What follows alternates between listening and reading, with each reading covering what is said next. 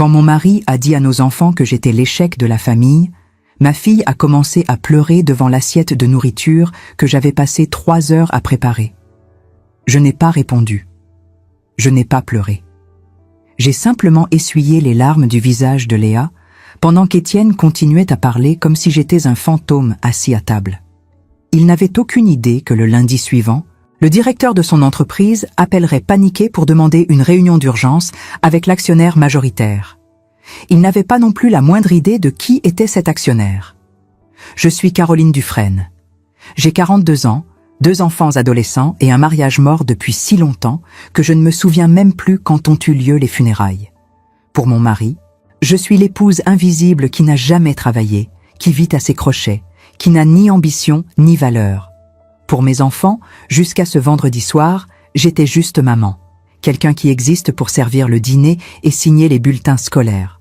Mais il existe une version de moi que personne dans cette maison ne connaissait. Une version que j'ai enterrée il y a 17 ans, quand j'ai dit oui à une robe de mariée blanche et à la promesse de construire une famille. Tout a commencé 3 semaines avant ce vendredi humiliant. Étienne est rentré à la maison avec un sourire différent, ce genre de sourire d'homme qui vient de gagner quelque chose d'important. Il travaillait comme directeur commercial chez Mercier & Associés, une entreprise de conseil financier à Paris qui servait des clients haut de gamme. Ce soir-là, il a à peine touché au dîner. Il est resté au téléphone pendant presque 2 heures, riant fort, utilisant ce ton de voix que les hommes utilisent quand ils veulent impressionner d'autres hommes. Quand il a finalement raccroché, il m'a regardé comme s'il me voyait pour la première fois en des mois. Ce n'était pas un regard d'affection. C'était un regard de triomphe, de ceux qui disent « J'ai enfin réussi quelque chose sans toi ». Il m'a raconté que l'entreprise était sur le point de conclure un contrat de plusieurs millions avec un groupe d'investisseurs internationaux.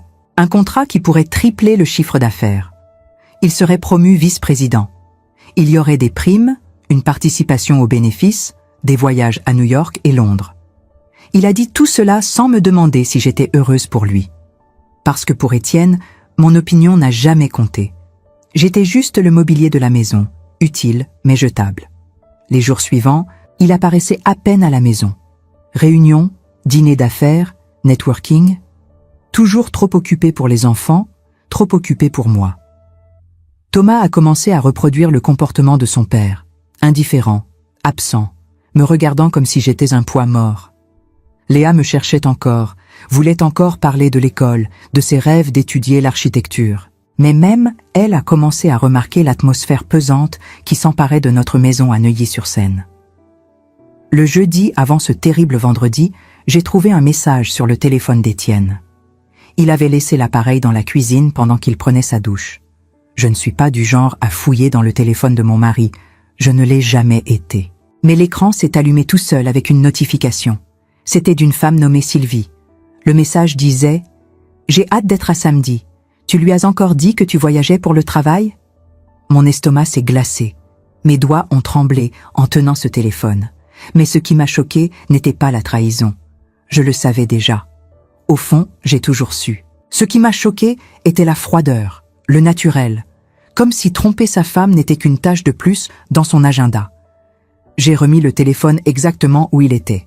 Je n'ai pas confronté. Je n'ai pas pleuré. J'ai simplement attendu.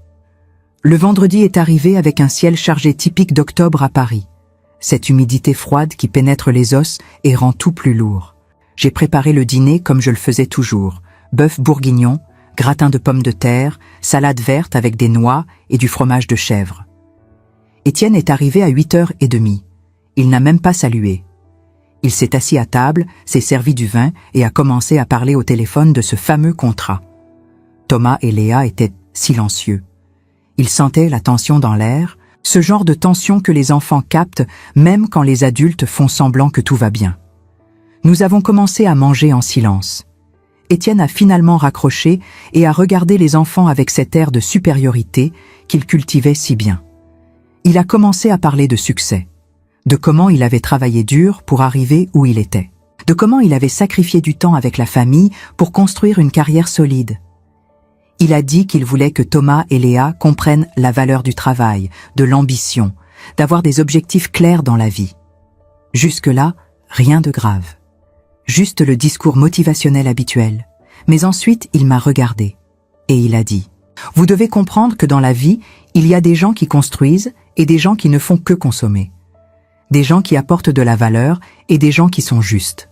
Un poids mort. » Thomas a froncé les sourcils, ne comprenant pas où son père voulait en venir. Léa a arrêté de manger, ses yeux attentifs fixés sur Étienne. Il a continué, la voix ferme et froide. « Votre mère, par exemple. Elle n'a jamais travaillé un seul jour de sa vie. Elle n'a jamais contribué financièrement à cette maison. Elle n'a jamais eu l'ambition d'être autre chose que... Eh bien, ce qu'elle est. Pendant que je construis une carrière, conclue des contrats de plusieurs millions, elle reste ici à faire la cuisine et à se plaindre que je n'ai pas de temps. » Mon cœur s'est arrêté. Léa a lâché sa fourchette, ses yeux commençant à se remplir de larmes. Thomas m'a regardé, puis son père, confus. « Vous deux avez du potentiel, ne le gaspillez pas comme votre mère l'a gaspillé. Ne soyez pas complaisants, parce qu'au final, votre mère est l'échec de la famille, et vous devez apprendre de ses erreurs. » Le silence qui est tombé sur cette table était assourdissant. Léa a commencé à pleurer, les larmes coulant sans contrôle sur son visage. Thomas est devenu pâle, les poings serrés. Et moi? Je me suis simplement levé, j'ai marché vers ma fille et j'ai essuyé ses larmes avec la paume de ma main.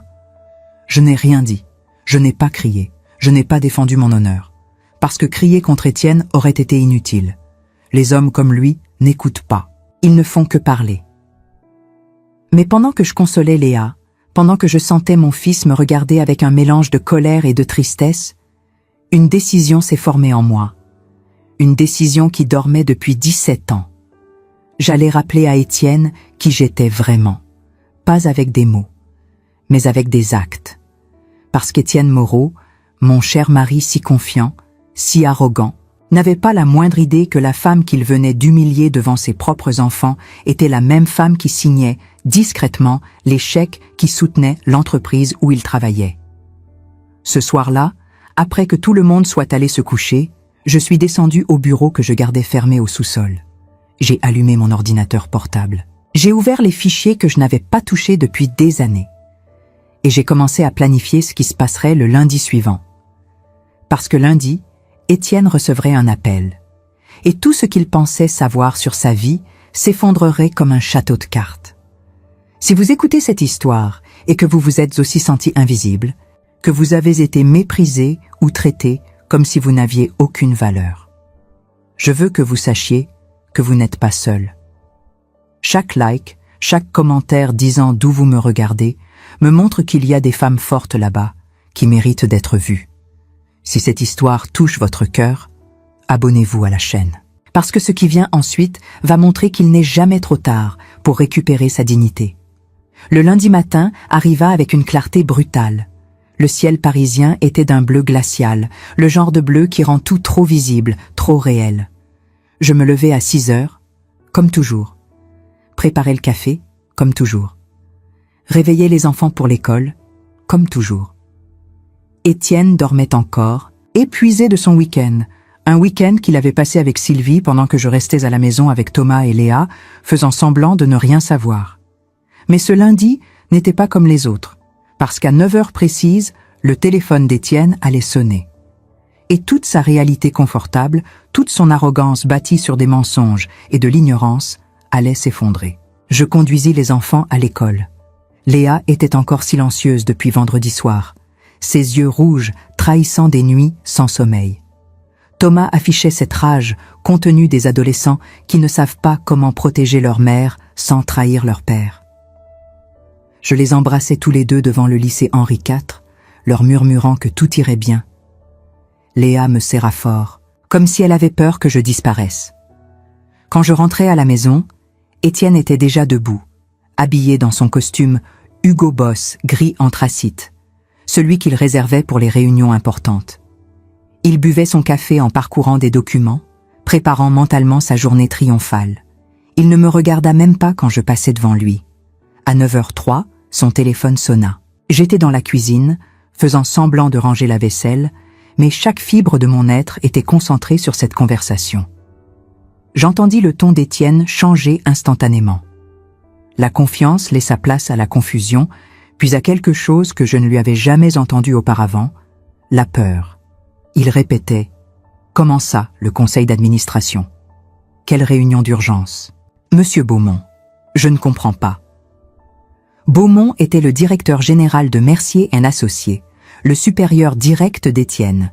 Un homme que j'avais rencontré exactement 3 fois en 17 ans de mariage, toujours lors de dîners d'entreprise où j'étais présentée comme la charmante épouse, invisible, décorative, sans importance. Étienne raccrocha, le visage livide. Il resta immobile plusieurs secondes, fixant son téléphone comme si l'appareil venait de le trahir.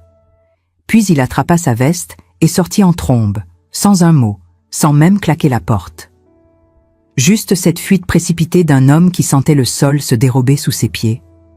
Je m'assis à la table de la cuisine, mes mains parfaitement calmes autour de ma tasse de thé. Il était 9h15. Dans 45 minutes exactement, Étienne serait assis dans la salle de conférence au 20e étage de la tour Mercier, face à face avec le mystérieux actionnaire majoritaire qui venait d'exiger sa présence. Ce qu'il ne savait pas encore, c'est que cet actionnaire était moi.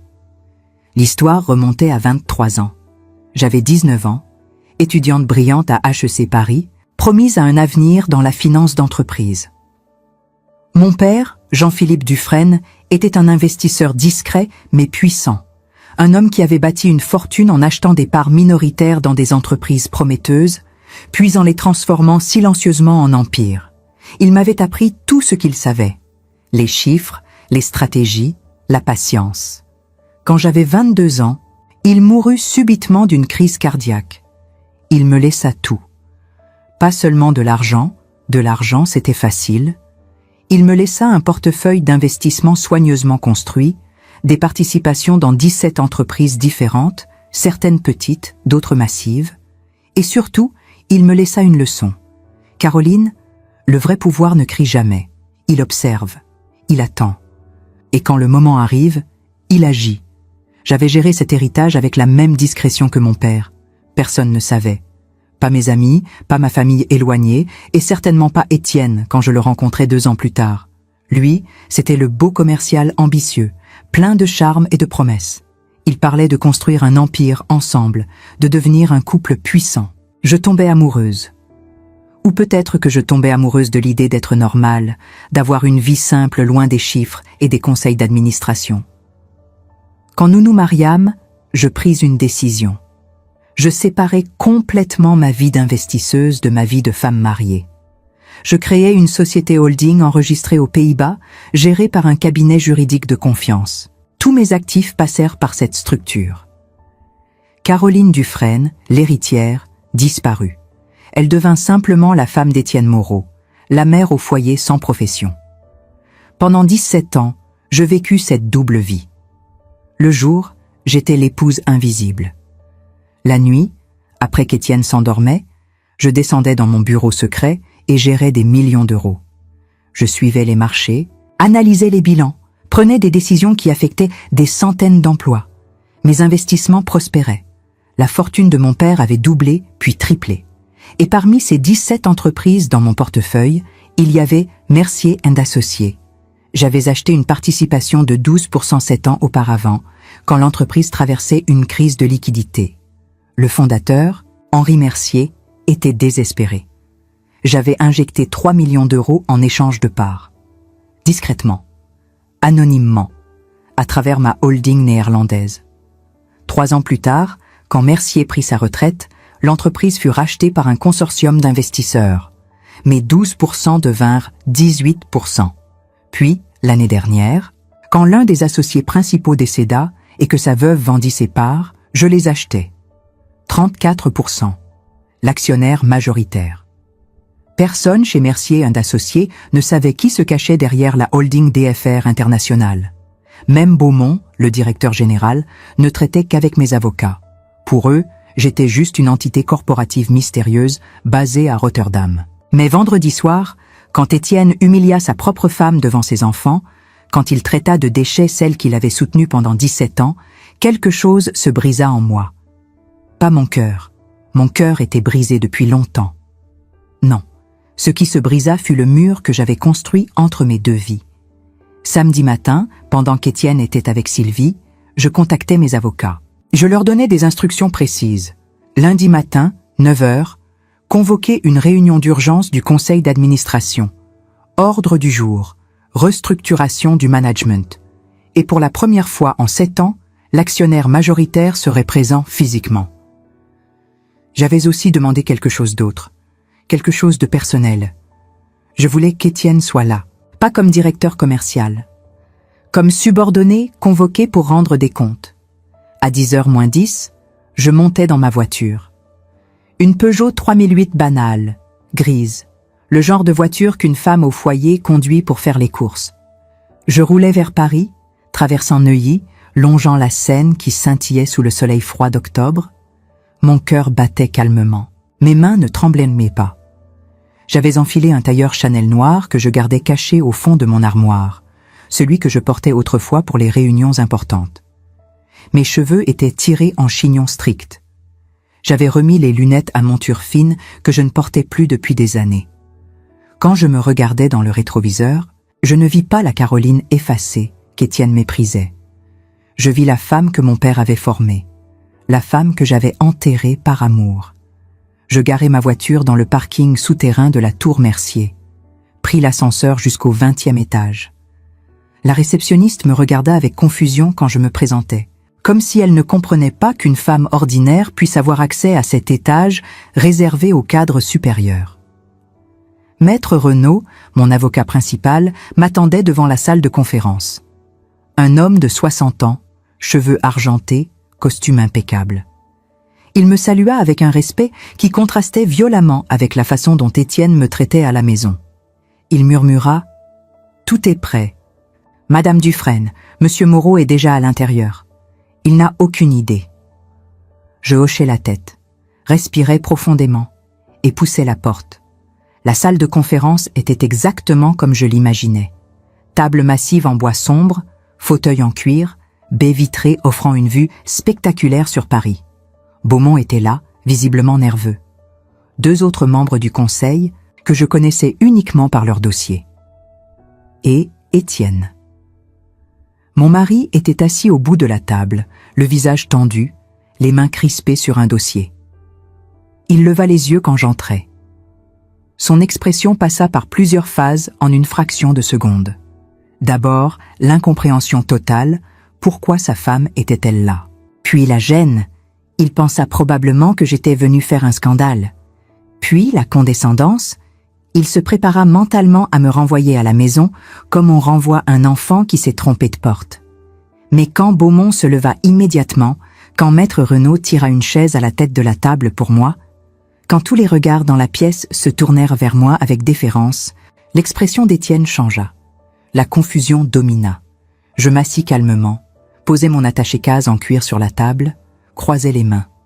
Maître Renaud prit la parole, sa voix claire résonnant dans le silence pesant. « Messieurs, permettez-moi de vous présenter officiellement Madame Caroline Dufresne, actionnaire majoritaire de Mercier & Associés, détentrice de 34% des parts via la holding DFR International. » Le visage d'Étienne devint blanc comme un linge. Ses lèvres bougèrent, mais aucun son ne sortit. Il me regardait comme si j'étais une apparition, comme si la réalité elle-même venait de se fracturer. Beaumont toussa nerveusement. « Madame Dufresne, c'est un honneur de vous rencontrer enfin en personne. Vos directives ont toujours été extrêmement judicieuses. » Je souris poliment. Puis je tournai mon regard vers Étienne. Mon mari, l'homme qui, 3 jours plus tôt, avait dit à nos enfants que j'étais le fracasso de la famille. Et je parlais, ma voix calme, mais chargée d'une autorité qu'il ne m'avait jamais entendu utiliser. « Merci, Monsieur Beaumont. J'ai demandé cette réunion pour discuter de certains changements structurels que je juge nécessaires pour l'avenir de cette entreprise. » Étienne me fixait comme si je venais de lui parler dans une langue extraterrestre. Sa bouche s'ouvrait, se refermait, s'ouvrait à nouveau, cherchant désespérément des mots qui refusèrent de venir. Je voyais son cerveau tenter frénétiquement de reconnecter les câbles, de faire coïncider l'image de la femme soumise qui préparait son dîner chaque soir avec celle de la femme assise en bout de table, commandant une salle pleine d'hommes en costume sur mesure. Ses yeux passèrent de moi aux autres membres du conseil, comme s'il cherchait quelqu'un pour lui confirmer que tout ceci n'était qu'un cauchemar bizarre dont il allait bientôt se réveiller. Beaumont lança un regard nerveux vers Étienne, puis vers moi, ses mains agrippant nerveusement le dossier devant lui. La tension dans la pièce était si épaisse qu'on aurait pu la couper au couteau. Les deux autres membres du conseil, Monsieur Leroux et Madame Fontaine, semblaient pétrifiés sur leurs chaises, n'osant même pas respirer trop fort de peur d'attirer l'attention sur eux dans ce moment surréaliste. Madame Dufresne, commença Beaumont d'une voix prudente, presque tremblante, nous sommes évidemment à votre entière disposition pour implémenter toute directive que vous jugerez appropriée pour l'avenir de notre entreprise.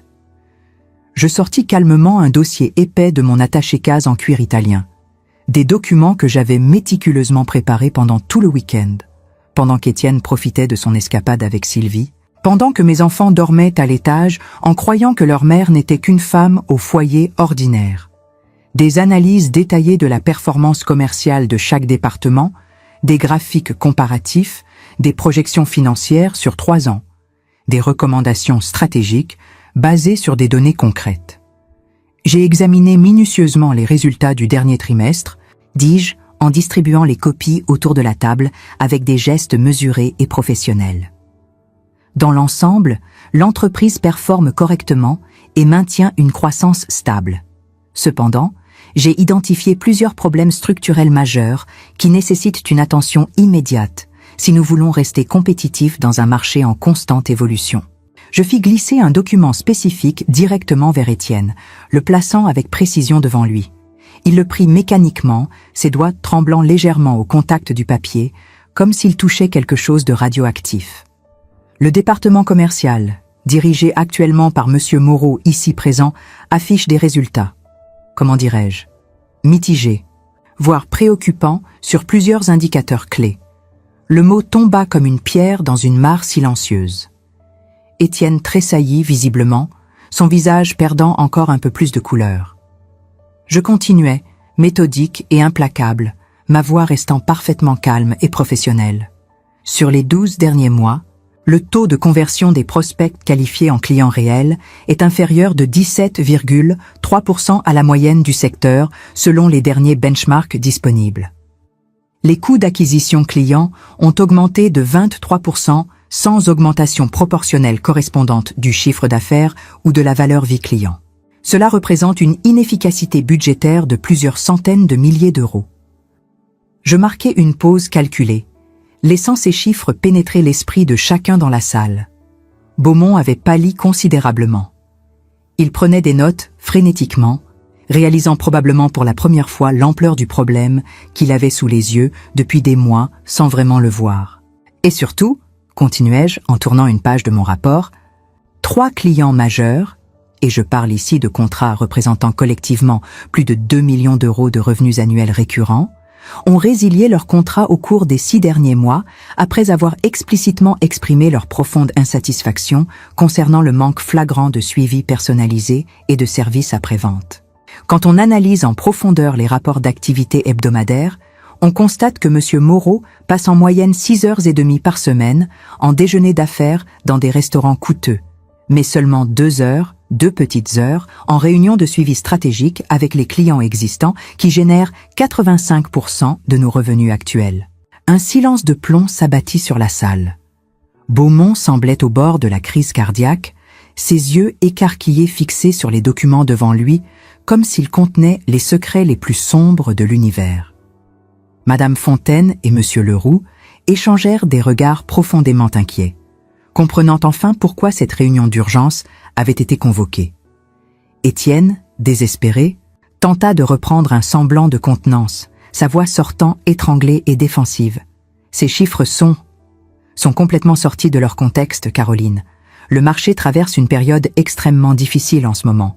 Absolument tout le monde dans le secteur le sait et le vit. La concurrence est féroce.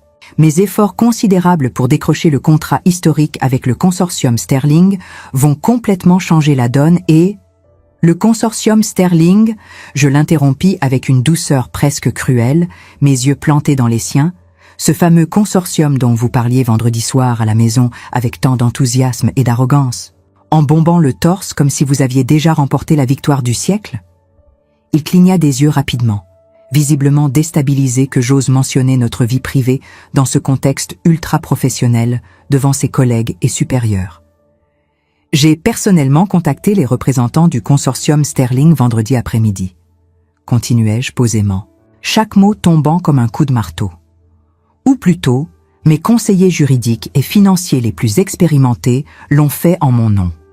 Il s'avère que le contrat que vous présentiez comme pratiquement signé, comme une affaire dans le sac, est en réalité encore en phase de négociation préliminaire très incertaine. Sterling considère actuellement 3 autres cabinets concurrents parfaitement sérieux, dont 2 avec des propositions nettement plus compétitives que la nôtre. Et leur directeur des investissements, M. Ashford, m'a confié personnellement lors d'un appel téléphonique de 30 minutes, et je cite textuellement ces mots: « Votre représentant commercial a une approche trop agressive, trop centrée sur lui-même et malheureusement pas assez substantielle ni orientée vers nos besoins réels. Nous cherchons un partenaire, pas un vendeur de voitures d'occasion. » Le silence qui suivit ces mots était absolument assourdissant. On aurait pu entendre une épingle tomber sur le tapis épais de la salle de conférence. Étienne semblait s'être littéralement transformé en statue de sel, comme dans les récits bibliques. Son visage avait perdu toute couleur, ses lèvres tremblaient imperceptiblement, et ses mains agrippaient les accoudoirs de son fauteuil avec une force qui faisait blanchir ses jointures. Je pouvais presque entendre le bruit de l'effondrement monumental de son ego surdimensionné, de cette image de lui-même qu'il avait si soigneusement construite et entretenue pendant toutes ces années. Beaumont se racla la gorge avec nervosité, sa pomme d'Adam montant et descendant difficilement. « Madame Dufresne, que recommandez-vous concrètement pour rectifier cette situation? Quelles mesures souhaitez-vous que nous mettions en place? » « Une restructuration profonde et immédiate, » répondis-je, avec une autorité tranquille mais inébranlable. Le département commercial a besoin d'urgence d'une direction beaucoup plus rigoureuse, beaucoup plus orientée vers la satisfaction et la fidélisation client à long terme que vers l'apparence superficielle de succès et les indicateurs de vanité. Nous devons complètement revoir notre philosophie d'approche commerciale. Je respirai profondément avant de prononcer les mots qui allaient changer la vie d'Étienne. Je propose donc que M. Moreau soit immédiatement rétrogradé à un poste de consultant senior commercial avec une supervision directe et hebdomadaire de sa performance par le nouveau directeur commercial que nous recruterons. Son salaire et ses avantages seront naturellement ajustés en conséquence pour refléter ses nouvelles responsabilités. 60% de son package de rémunération actuel me semble raisonnable et même généreux compte tenu des résultats présentés. Étienne explosa soudainement, sa voix montant d'un cran, chargée d'incrédulité et de rage à peine contenue. « Quoi? Non, mais tu ne peux pas !» Il s'arrêta net, se figeant brusquement en plein mouvement, réalisant avec horreur qu'il venait de me tutoyer, qu'il venait d'exposer brutalement notre relation personnelle et intime devant l'ensemble du conseil d'administration. Les yeux de Beaumont s'élargirent considérablement, sa mâchoire se décrocha légèrement. Madame Fontaine porta instinctivement sa main à sa bouche, étouffant un petit cri de surprise. Monsieur Leroux baissa immédiatement les yeux vers ses documents, visiblement embarrassé d'être témoin de cette scène familiale qui virait au règlement de compte. « Je ne peux pas quoi exactement, monsieur Moreau ?»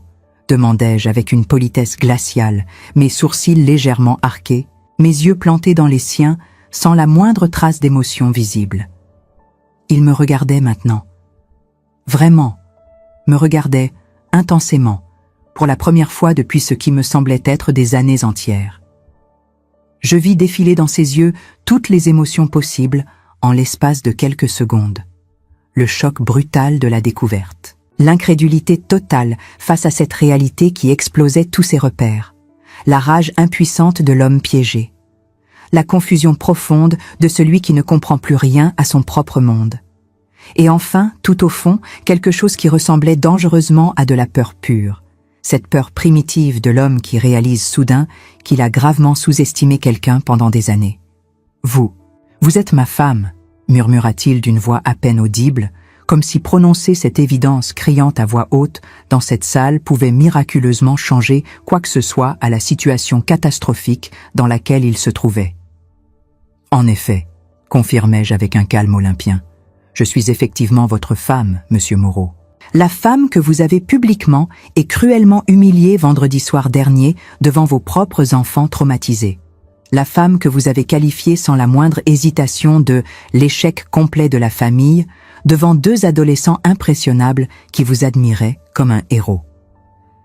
La femme qui, selon vos propres mots prononcés avec tant de conviction et de mépris, n'a soi-disant jamais rien accompli dans sa vie, n'a jamais travaillé une seule journée, n'a jamais eu la moindre ambition digne de ce nom. Beaumont semblait maintenant véritablement sur le point de s'évanouir ou de faire un malaise. La sueur perlait visiblement sur son front, malgré la climatisation parfaitement réglée de la salle. Les deux autres membres du conseil fixaient désespérément leurs documents respectifs, leurs stylos, leurs mains, n'importe quoi pour éviter de croiser nos regards, visiblement désireux de pouvoir disparaître dans une faille spatio-temporelle. Mais je suis également, continuai-je d'une voix qui se durcissait progressivement comme de l'acier trempé, l'actionnaire majoritaire de cette entreprise que vous prétendez faire prospérer. Et dans cette salle, autour de cette table, ce qui compte vraiment n'est absolument pas notre relation personnelle compliquée ou nos problèmes conjugaux. Ce qui compte ici et maintenant, ce sont uniquement les résultats professionnels objectifs, les performances mesurables, la création de valeur pour nos clients et nos actionnaires. Et les vôtres, monsieur Moreau, sont malheureusement et objectivement insuffisants selon tous les indicateurs pertinents.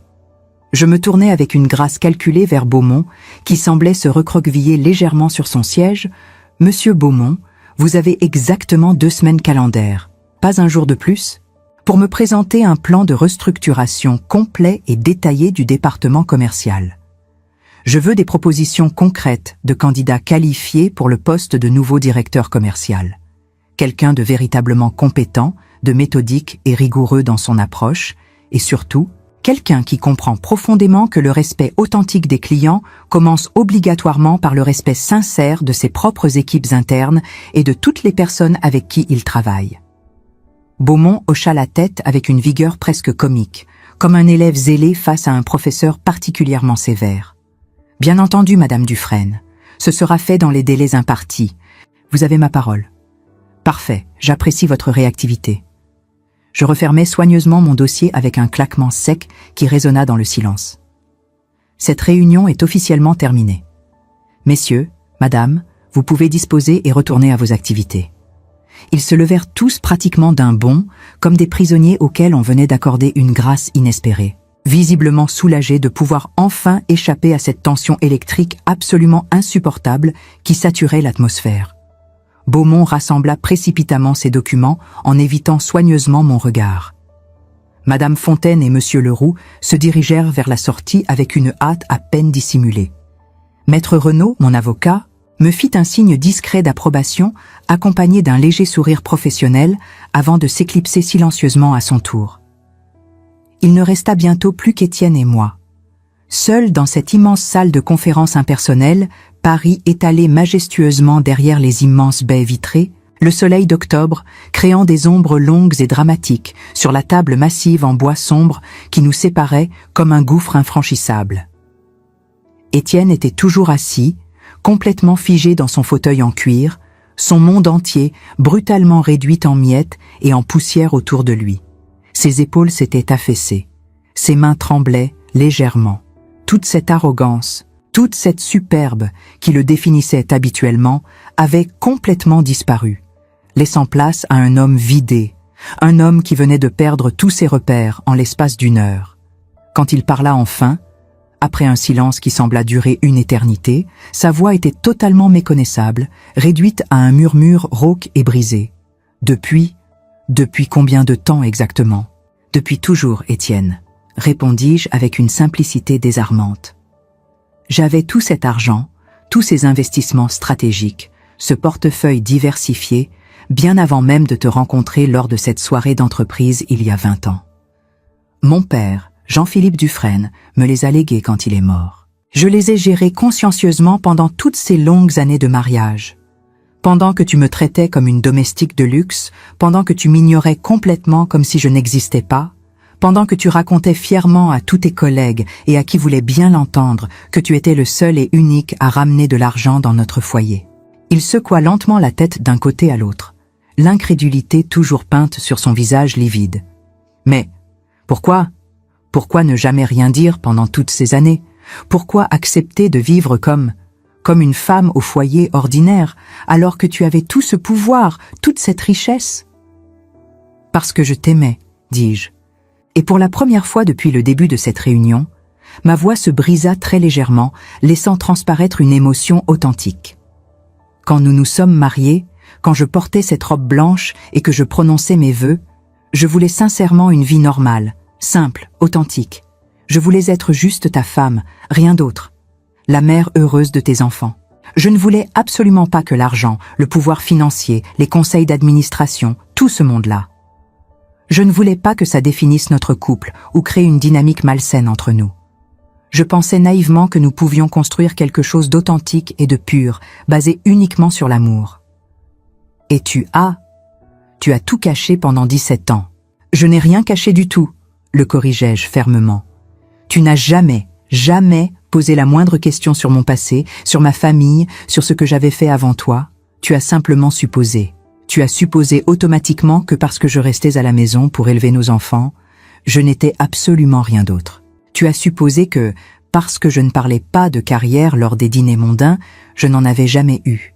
Tu as vu exactement ce que tu voulais voir, ce qui t'arrangeait.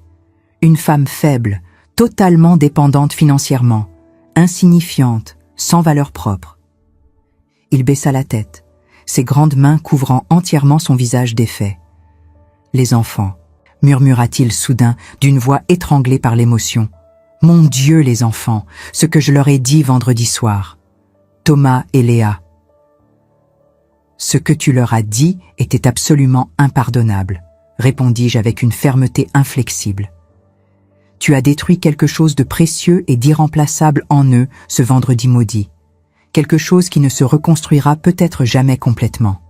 Léa te regardait comme un héros invincible depuis qu'elle est toute petite. Thomas voulait désespérément devenir exactement comme toi, suivre tes traces, te rendre fier. Et en une seule soirée catastrophique, en quelques phrases cruelles, tu leur as appris la pire des leçons.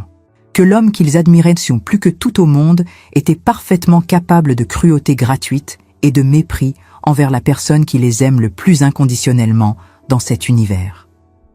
Un sanglot étranglé, presque animal, s'échappa de sa gorge. Je ne l'avais jamais vu pleurer en 17 années de vie commune. Jamais une seule larme, même aux moments les plus difficiles. Il avait toujours été cet homme de marbre, imperturbable, maître de ses émotions. « Je suis désolé », dit-il d'une voix brisée, et ses mots sonnaient tellement creux, tellement pathétiquement inadéquats face à l'ampleur du désastre. « Caroline, je suis tellement désolé. Je ne savais pas. Je n'ai jamais réalisé qui tu étais vraiment. » « Tu n'as jamais réalisé parce que tu n'as jamais pris la peine de regarder vraiment, dis-je, sans la moindre pitié dans la voix. Tu ne m'as jamais vue comme une personne à part entière. Tu voyais uniquement une fonction pratique. La femme qui cuisine tes plats préférés, qui nettoie ta maison, qui s'occupe impeccablement de tes enfants, qui organise ta vie sociale. Mais pas une personne vivante avec une histoire, avec des capacités intellectuelles, avec des rêves, avec de la valeur intrinsèque. Je me levai avec grâce, lissant soigneusement ma jupe du tailleur. « Et Sylvie ?» demandai-je avec un calme glacial. « Tu pensais vraiment que je ne savais pas pour Sylvie ? J'ai su pour toutes tes maîtresses, Étienne. Absolument toutes. Sylvie n'est que la dernière d'une très longue liste qui remonte à des années.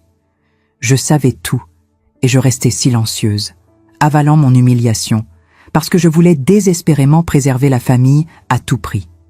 Pour Thomas et Léa, uniquement pour eux. Il leva vers moi des yeux complètement rougis et gonflés, ravagés par les larmes. « Qu'est-ce que tu vas faire maintenant ? Qu'est-ce qui va se passer ? Maintenant ?» Je pris calmement mon attaché-case. « Maintenant, tu vas rentrer à la maison aujourd'hui même. Tu vas monter à l'étage. Tu vas calmement rassembler tes affaires personnelles, tes vêtements, tout ce qui t'appartient. Et tu vas partir définitivement de cette maison. Caroline, non, je t'en supplie, s'il te plaît. Sa voix se brisa complètement. Ce n'est absolument pas négociable, le coupai-je sèchement. Je te donne exactement 1 semaine, 7 jours, pour trouver un appartement décent. Je ne changerai pas les serrures de manière mesquine, je ne rendrai pas les choses inutilement difficiles ou humiliantes. Mais tu quittes cette maison familiale définitivement. Les enfants ont désespérément besoin de stabilité émotionnelle maintenant, et cette stabilité ne peut malheureusement plus inclure un homme qui les a trahis et blessés si profondément. Et professionnellement, qu'est-ce que je vais devenir ? Professionnellement, tu vas humblement accepter le poste de consultant senior que je viens de te proposer devant le conseil. Tu vas travailler extrêmement dur, prouver ta valeur réelle et concrète, pas celle imaginaire que tu t'attribuais dans ta tête. Si tu réussis, si tu fais vraiment tes preuves, peut-être qu'un jour tu retrouveras un poste de direction quelque part. Ailleurs. Certainement pas ici, pas dans mon entreprise. Je marchais lentement vers la grande porte, mes talons résonnant sur le parquet ciré, puis je me retournai une dernière fois vers lui, une dernière image de cet homme brisé. Tu sais ce qui est véritablement ironique dans tout ça, Étienne ? Tu cherchais tellement désespérément à impressionner absolument tout le monde avec tes costumes hors de prix, tes dîners d'affaires dans des restaurants étoilés, ton arrogance démesurée et tes airs supérieurs.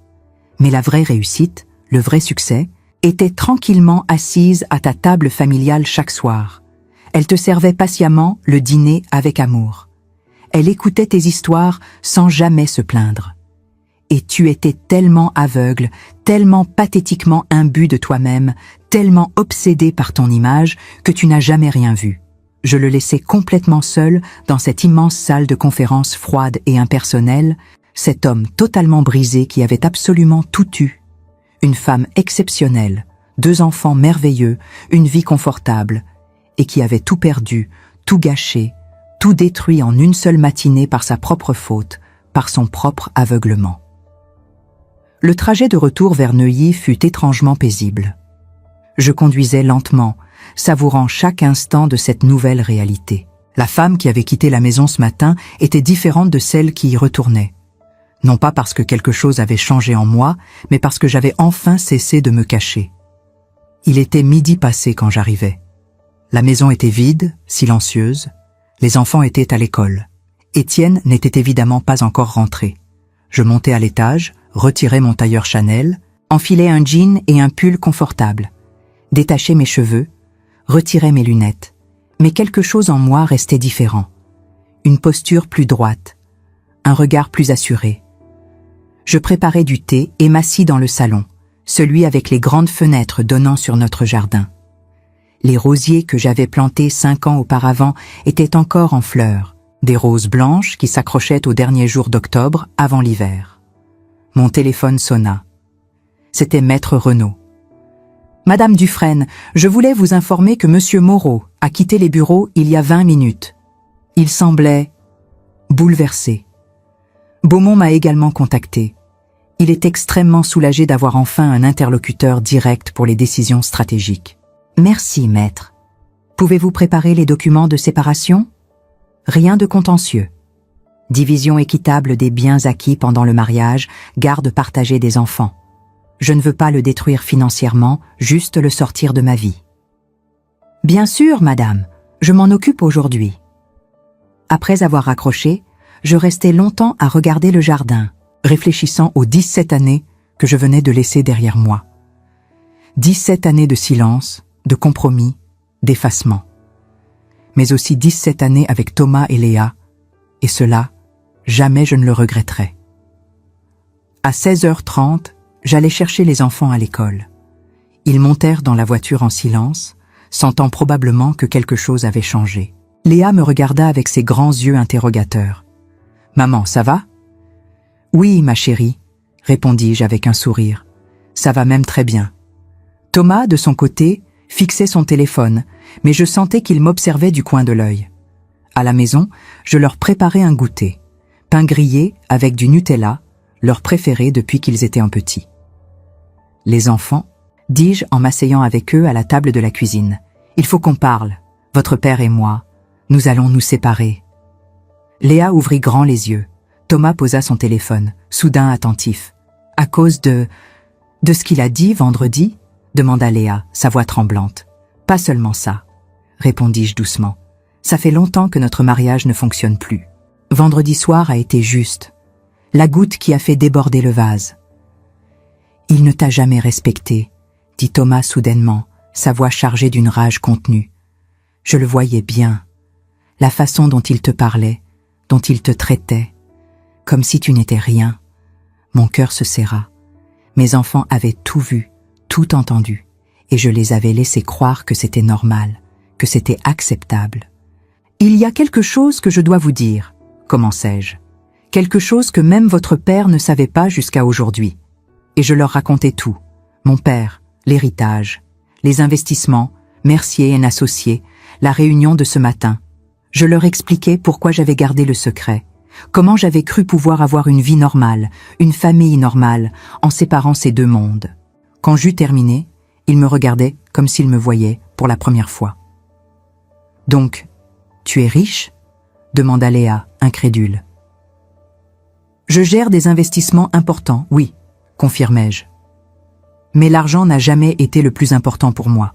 Vous l'êtes, vous l'avez toujours été. » Thomas secoua la tête, un sourire incrédule sur les lèvres. « Papa t'a traité de raté, alors que toi. Toi, tu possèdes l'entreprise où il travaille. C'est complètement fou. C'est ironique, admis-je. Mais je ne veux pas que vous pensiez que l'argent ou le pouvoir, c'est ce qui compte. Ce qui compte, c'est le respect. C'est la dignité. C'est traiter les gens avec humanité, peu importe leur position sociale. » Léa se leva et vint m'enlacer, ses bras fins autour de mon cou. « Je suis fière de toi, maman. Tu es la personne la plus forte que je connaisse. » Thomas vint nous rejoindre et nous restâmes là, tous les trois enlacés dans la cuisine, formant un cercle de force et d'amour qui ne dépendait plus d'Étienne. Étienne rentra tard ce soir-là. 22 heures passées. J'avais couché les enfants, mais ils ne dormaient probablement pas, attendant de savoir ce qui se passerait.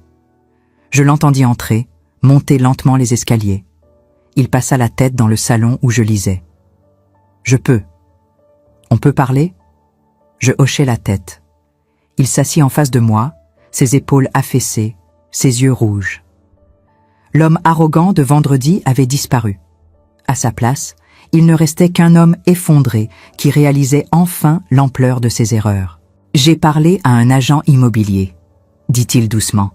« Je visite un appartement à Levallois demain. 2 chambres pour que les enfants puissent venir. »« C'est bien, » répondis-je. « Caroline, je sais que des excuses sont ridicules face à ce que j'ai fait.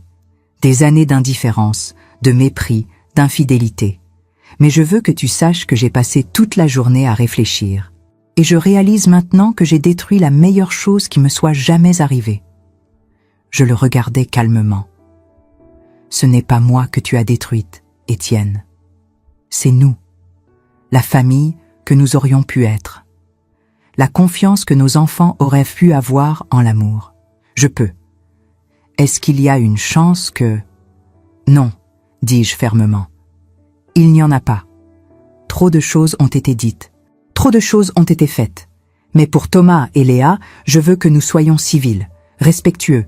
Tu resteras leur père. Ils ont besoin de toi. » Il hocha la tête, des larmes coulant silencieusement sur ses joues. « Et professionnellement ?» demanda-t-il. « Tu auras ta chance. Beaumont va te superviser. Si tu travailles honnêtement, si tu prouves ta valeur réelle, tu retrouveras peut-être un jour un poste à responsabilité. Mais pas à Mercier. Ailleurs. Pourquoi fais-tu ça? Pourquoi me donner cette chance après tout ce que j'ai fait? » « Parce que, » répondis-je après un long silence, « je ne veux pas devenir comme toi. Je ne veux pas utiliser mon pouvoir pour écraser les autres. Je veux l'utiliser pour faire ce qui est juste. » Les semaines qui suivirent furent étranges. Étienne déménagea effectivement dans son appartement à Levallois. Les enfants alternaient entre les 2 maisons. Au début, Léa était en colère contre son père, refusant de lui parler. Thomas, curieusement, fut plus compréhensif. Il voyait dans la chute de son père une leçon sur l'humilité, sur les conséquences de l'arrogance. Pour moi, ce fut une période de renaissance. Je commençai à assister régulièrement aux réunions chez Mercier & Associés. Beaumont et moi développâmes une excellente relation de travail. Sous ma direction, l'entreprise réorienta sa stratégie vers des clients plus éthiques, vers des investissements durables. Je m'inscrivis également à un club de lecture, repris contact avec d'anciennes amies d'HEC que j'avais négligées pendant des années. Je redécouvrais la femme que j'avais été avant Étienne, mais enrichie par tout ce que j'avais appris pendant ces 17 années. Un soir de décembre, 3 mois après cette fameuse réunion, Léa me trouva dans mon bureau, en train de travailler sur des projections financières. « Maman, je peux te poser une question ?»« Bien sûr, ma chérie. Tu es heureuse maintenant ?» Je levai les yeux de mes documents, regardant ma fille qui grandissait si vite. Bientôt 16 ans, déjà si mûre, si perspicace. « Tu sais quoi ?» dis-je en souriant. « Oui, je suis heureuse, pour la première fois depuis très longtemps. »« Tu ne regrettes pas, papa, le mariage, tout ça ? Je regrette la douleur que ça vous a causée à Thomas et à toi. Mais le mariage lui-même ? Non, parce qu'il m'a donné vous deux, et vous valez toutes les années difficiles. » Elle vint s'asseoir à côté de moi, regardant les chiffres sur mon écran. « Tu m'apprendras ? Comment gérer tout ça ? Les investissements, les entreprises ?» Mon cœur se gonfla de fierté. « Tu veux apprendre ? » ?»« Oui. Je veux être comme toi, forte, indépendante, capable de tenir debout toute seule. »« Alors je t'apprendrai, promis-je. Tout ce que mon père m'a appris, je te le transmettrai. Mais je t'apprendrai aussi quelque chose qu'il n'a pas pu m'enseigner. » »« Quoi donc ? » ?»« Qu'être forte ne signifie pas être seule, que demander de l'aide n'est pas une faiblesse, et que le vrai pouvoir ne vient pas de l'argent, mais de savoir qui tu es et de ne jamais laisser personne te définir. » 6 mois plus tard, en avril, je reçus un appel inattendu. C'était Henri Mercier, le fondateur retraité de l'entreprise. Il m'invitait à déjeuner. Nous nous retrouvâmes dans un restaurant discret du 7e arrondissement. Henri était un homme de 78 ans, élégant, aux yeux pétillants d'intelligence. « Madame Dufresne, commença-t-il après que nous eûmes commandé, je voulais vous rencontrer depuis longtemps. Quand j'ai vendu mes parts, je ne savais pas qui les rachetait. Découvrir que c'était vous, que vous dirigiez l'entreprise avec tant de sagesse, ça m'a profondément touché. Vous avez bâti quelque chose de remarquable, monsieur Mercier, répondis-je. Je ne fais que continuer votre vision. Non, dit-il en secouant la tête, vous avez apporté quelque chose de nouveau, une approche plus humaine, plus éthique. Beaumont me tient au courant. Les employés sont plus heureux, les clients sont plus fidèles. Vous avez transformé une entreprise qui fonctionnait en une entreprise qui prospère. C'est gentil à vous. Ce n'est pas de la gentillesse, c'est un fait. Il me regarda intensément. Votre histoire avec votre mari, j'en ai entendu parler, ça a circulé. Je sentis mes joues rougir légèrement. Ah, je suppose que c'était inévitable. Vous savez ce que les gens disent ? Il sourit. Ils disent que vous êtes une inspiration. Qu'une femme qui peut diriger une entreprise de cette envergure tout en élevant 2 enfants, tout en survivant à un mariage difficile. C'est quelqu'un d'exceptionnel. Je ne me sens pas exceptionnel, admis-je. Je me sens juste. Moi-même, enfin. Nous parlâmes pendant 2 heures. Henri me raconta son propre parcours, ses propres luttes. À la fin du déjeuner, il me dit quelque chose que je n'oublierai jamais. « Caroline, le vrai succès n'est pas dans les chiffres, c'est dans les vies qu'on touche. Vous avez touché la vie de vos enfants en leur montrant qu'on peut survivre à la trahison avec dignité. Vous avez touché la vie de vos employés en dirigeant avec compassion. Et vous avez touché la vie de votre ex-mari en lui apprenant l'humilité. » En rentrant chez moi ce soir-là, je réfléchis à ces paroles. Étienne avait effectivement changé. Il voyait maintenant les enfants régulièrement, mais il était devenu plus humble, plus présent. Il avait accepté sa rétrogradation et travaillait dur pour regagner le respect de ses collègues. Nos interactions étaient polies, distantes, mais sans amertume. L'été arriva. Thomas partit pour un programme d'échange aux États-Unis. Léa et moi passâmes 1 mois à voyager en Italie, juste nous 2. Nous visitâmes Florence, Rome, Venise. Elle me posait des questions sur les investissements, sur les stratégies d'entreprise, mais aussi sur l'amour, sur la vie, sur ce que ça signifiait d'être une femme forte dans un monde qui cherche constamment à vous diminuer. Un soir, assise sur notre terrasse à l'hôtel à Venise, regardant le soleil se coucher sur le grand canal, Léa me demanda « Tu penses que tu retomberas amoureuse un jour ?» « Je ne sais pas », répondis-je honnêtement. « Peut-être. Mais cette fois, ce sera avec quelqu'un qui me voit, vraiment me voit. Tu le mérites, maman. Nous méritons tous d'être vus, dis-je en lui prenant la main. C'est ça que je veux que tu retiennes de tout ça. Ne laisse jamais personne te rendre invisible. Ne te fais jamais petite pour faire de la place à l'ego de quelqu'un d'autre.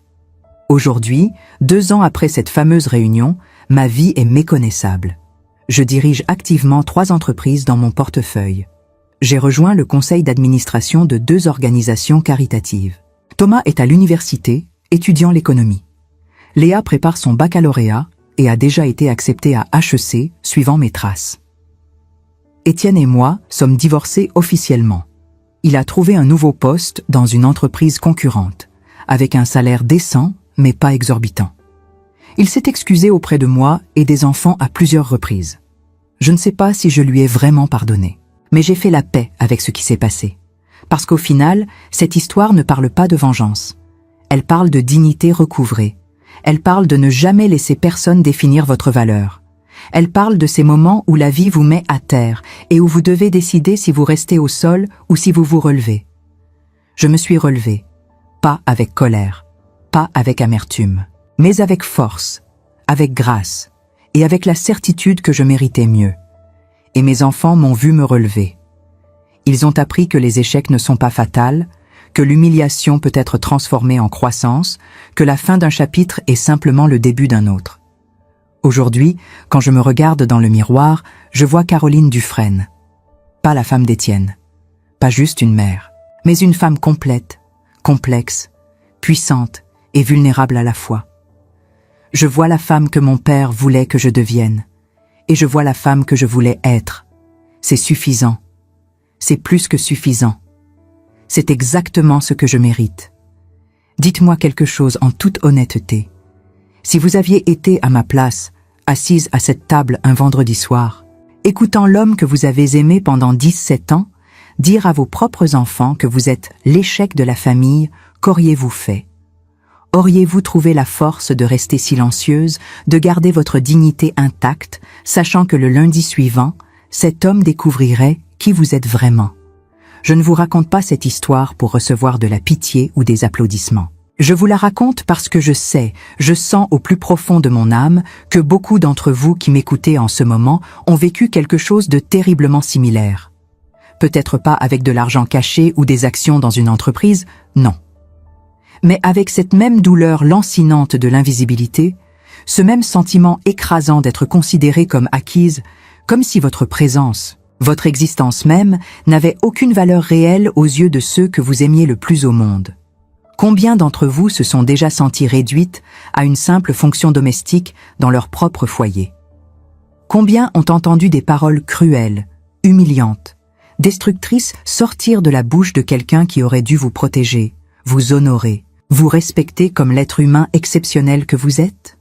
Combien ont avalé leur fierté en silence, jour après jour, année après année, pour préserver coûte que coûte une famille qui se fissurait de partout, pour épargner à leurs enfants la douleur d'un foyer brisé, pour maintenir cette façade de normalité que tout le monde autour admirait sans jamais voir les fissures profondes qui la traversaient? Ma vie pendant ces 17 années de mariage ressemblait peut-être à la vôtre. Je me levais chaque matin, avant tout le monde, je préparais le petit déjeuner avec soin, je m'assurais que tout le monde parte bien habillé, bien nourri, prêt à affronter leur journée. Je passais mes après-midi à gérer une maison qui devait toujours être impeccable, à préparer des repas qui devaient toujours être parfaits, à résoudre 1000 petits problèmes que personne ne remarquait jamais. Et le soir, quand mon mari rentrait tard, sentant un parfum qui n'était pas le mien, je faisais semblant de ne rien voir, de ne rien sentir, de ne rien savoir. Pendant toutes ces années, j'ai porté un masque. Pas le masque d'une femme forte qui cachait sa richesse. Non, c'était secondaire. J'ai porté le masque d'une femme qui faisait semblant que tout allait bien, que son mariage était solide, que les infidélités de son mari ne la détruisaient pas un peu plus chaque jour, J'ai souri au dîner de famille, j'ai ri aux blagues inappropriées. J'ai hoché la tête quand des amis me disaient combien j'avais de la chance d'avoir un mari aussi ambitieux, aussi brillant. Et chaque nuit, seul dans mon lit, pendant qu'il dormait dans la chambre d'amis, je me demandais qui j'étais vraiment devenue. Ce qui m'a finalement brisé, ce n'était pas l'infidélité. Ce n'était pas même le mépris quotidien ou l'indifférence glaciale. C'était de voir mes propres enfants, ces deux êtres magnifiques que j'avais mis au monde et élevés avec tout l'amour dont j'étais capable, commencer à me regarder avec les mêmes yeux que leur père. C'était d'entendre ma fille pleurer parce qu'elle venait de découvrir que sa mère était considérée comme un échec par l'homme qu'elle admirait le plus. C'était de voir mon fils serrer les poings, partagé entre la loyauté envers son père et l'amour pour sa mère, incapable de comprendre pourquoi je ne me défendais pas. Alors oui, ce lundi matin, quand je suis entrée dans cette salle de conférence, quand j'ai vu le visage d'Étienne passer de la confusion à l'horreur pure, j'ai ressenti quelque chose que je n'avais pas ressenti depuis des années. Ce n'était pas de la vengeance, ce n'était pas de la satisfaction cruelle. C'était simplement la sensation de reprendre ma place, de me tenir debout, de me rappeler que j'existais bien avant lui et que j'existerais bien après lui. C'était de dire à mes enfants, sans prononcer un seul mot, que personne, absolument personne, n'a le droit de définir votre valeur. Maintenant, j'aimerais savoir ce que vous en pensez. Vraiment. Pas une réponse polie ou superficielle, mais votre vérité profonde. Auriez-vous fait comme moi? Auriez-vous attendu aussi longtemps? Ou auriez-vous agi différemment, peut-être avec plus de courage, peut-être avec plus de compassion? Il n'y a pas de bonne ou de mauvaise réponse. Il y a juste votre expérience, votre sagesse accumulée au fil des années, votre compréhension unique de ce que signifie être une femme dans ce monde. Laissez-moi un commentaire juste en dessous de cette vidéo. Dites-moi d'où vous m'écoutez en ce moment même, que vous soyez à Paris, à Lyon, à Marseille, en Algérie, au Maroc, au Canada, ou n'importe où dans ce vaste monde francophone que nous partageons. Dites-moi si cette histoire a résonné en vous, si elle a réveillé des souvenirs enfouis, si elle vous a fait réfléchir sur votre propre parcours. Parce que chaque commentaire que vous laissez me montre que je ne suis pas seule, que nous ne sommes pas seuls, que nos histoires méritent d'être entendues et honorées. Si vous avez vécu quelque chose de similaire, si vous avez ressenti cette même invisibilité, cette même douleur de ne pas être vu, je veux que vous sachiez quelque chose d'absolument essentiel. Votre valeur n'a jamais, jamais dépendu du regard que quelqu'un d'autre posait sur vous. Vous avez toujours eu cette force en vous, même quand vous ne la voyiez pas, même quand vous pensiez l'avoir perdue. Elle était là, endormie peut-être, mais jamais disparue. Et il n'est jamais, jamais trop tard pour la réveiller. Certaines d'entre vous m'écoutent peut-être en ce moment, en pensant qu'il est trop tard pour changer quoi que ce soit dans leur vie. Vous vous dites peut-être que vous avez 60 ans, 70 ans, 80 ans, et que votre histoire est déjà écrite, que les pages sont tournées, que le livre est fermé. Mais laissez-moi vous dire quelque chose avec toute la conviction qui m'habite. Tant que vous respirez, tant que votre cœur bat, votre histoire continue de s'écrire. Chaque jour est une nouvelle page blanche sur laquelle vous pouvez décider de tracer un nouveau chapitre. Je ne suis pas en train de vous dire de quitter votre mari, de bouleverser votre vie, de tout détruire autour de vous. Ce n'est pas du tout ce que je veux dire. Je vous dis simplement de vous rappeler qui vous êtes au-delà des rôles que vous avez joués pendant toutes ces années. Vous n'êtes pas seulement une épouse, une mère, une grand-mère. Vous êtes une femme complète, avec une histoire riche, avec des talents peut-être oubliés, avec des rêves peut-être enterrés mais jamais vraiment morts. Et il n'est jamais trop tard pour les honorer. Si cette histoire vous a touché, si elle a fait vibrer quelque chose en vous, alors faites-moi une faveur. Abonnez-vous à cette chaîne. Pas pour moi, mais pour vous. Parce que je vais continuer à partager des histoires comme celle-ci.